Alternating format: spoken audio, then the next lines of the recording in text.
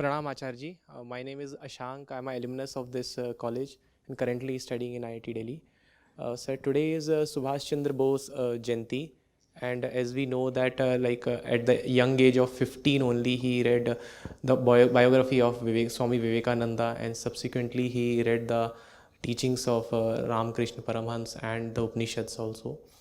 And this is not known mostly about this part of his life is not known apart from being a revolutionary.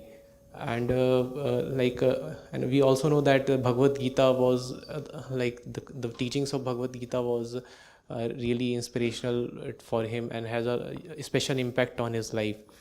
So, sir, my question is like how the youth of today can be brought closer to the scriptures so that we can have more revolutionary like him, who with having deeper understanding of life. See, there is no revolution possible without the Gita.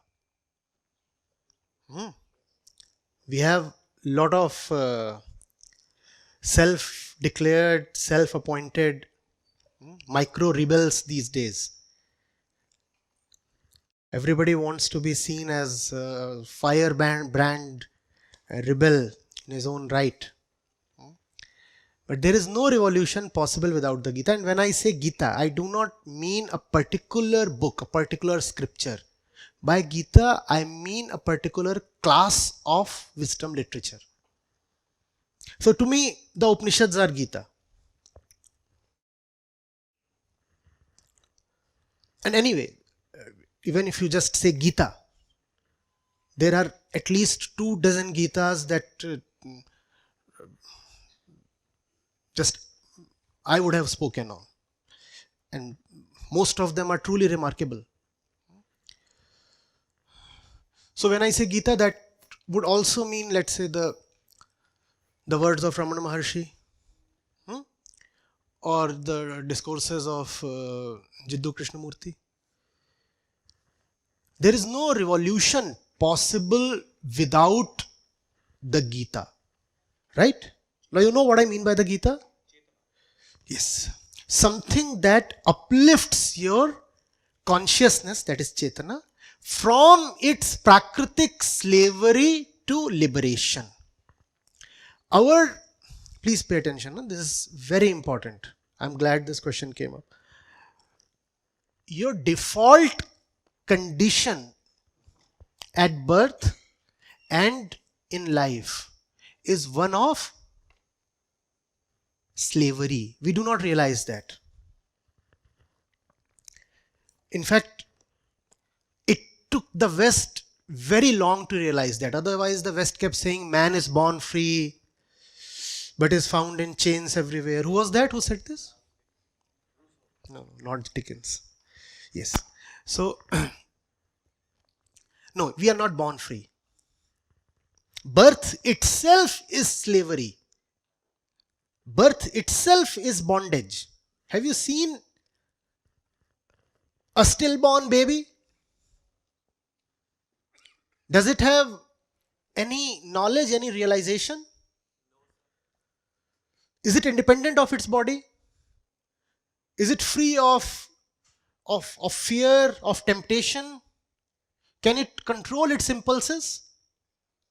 So when you are born, you are already a slave. In the moment of conception itself in the mother's womb, it is slavery that is conceived.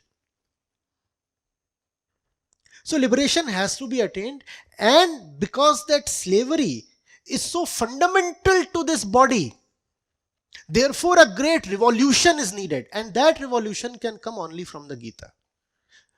By implication, if there is no Gita in your education, you are condemning yourself to lifelong slavery. How exciting! How exciting! And that's the reason why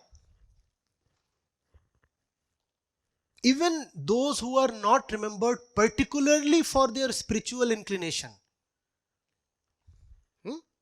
people like Subhash Chandra Bose, even they founded their core on Gita.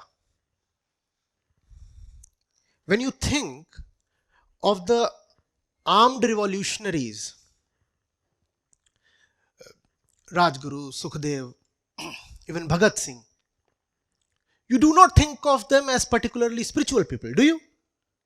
You think of them as young, dashing,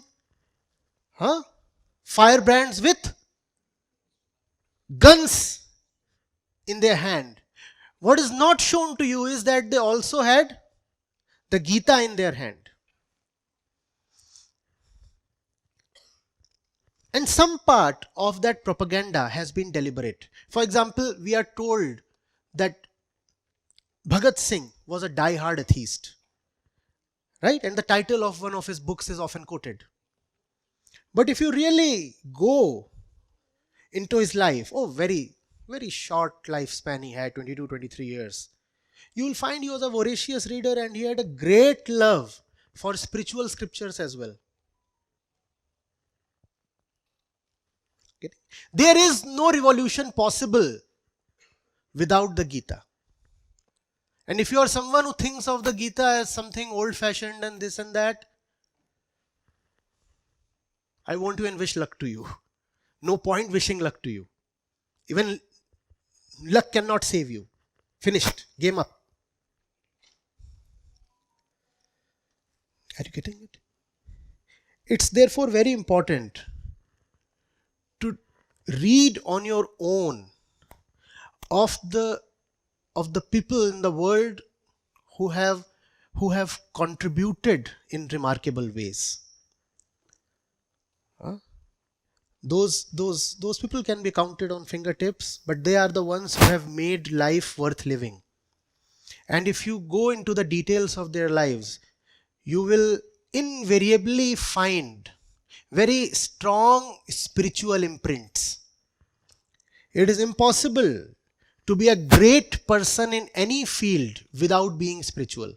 And being spiritual is not about conforming to the images of spirituality, wearing particular colors, following traditions or superstitions or rituals, or no. Spirituality is none of that.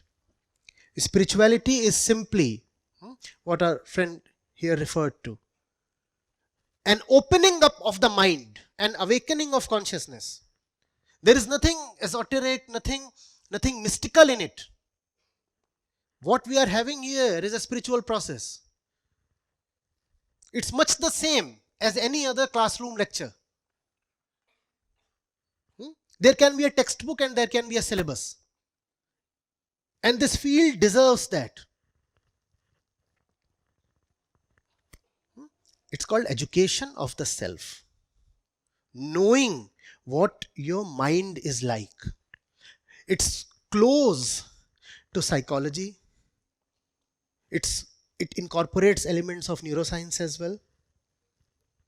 But it has one thing that sciences do not want to touch: the urge of the ego for liberation. Therefore, spirituality includes love. Love of the highest order. The love of the ego for its liberated self, for its liberated state. That's not a state, but still. Are you getting it? If you are somebody who wants to really be big in life, then you must realize that bigness is the prerogative of what the Upanishads call as Atma. Atma Anant Asim. Not just big, but infinite, limitless, boundaryless. Bigness means nothing if it ends somewhere.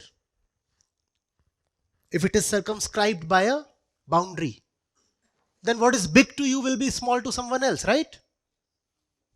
It's just a matter of having a bigger boundary. So bigness has a meaning only when bigness means infinity. And everything about your body, your mind, your thoughts and material universe is simply finite. Therefore, bigness lies in being untouched from that which is small, meaning finite. Can I just see that the hunger within me is not going to be satiated by anything that is limited? So why waste my time running after these small things? Because I have already have had enough of a run. 5 years or 10 years of experimentation is sufficient. Even 2 years suffices. And I have seen, irrespective of how much I have of what this has to offer, there is an internal clamor for more. The world outside is innumerable. It can be put in numbers, right? Is there ever a number that is final? You can always add one more zero. And you just have 10% of what you had. Are you getting it? 10% is not something you can ever be satisfied with. And you were reduced to 10% just by addition of a zero to what you have. Therefore, the limited world is never going to satisfy you. And you deserve to be satisfied. You are not born to suffer. You are not born to remain restless. You are not born to keep feeling like a slave.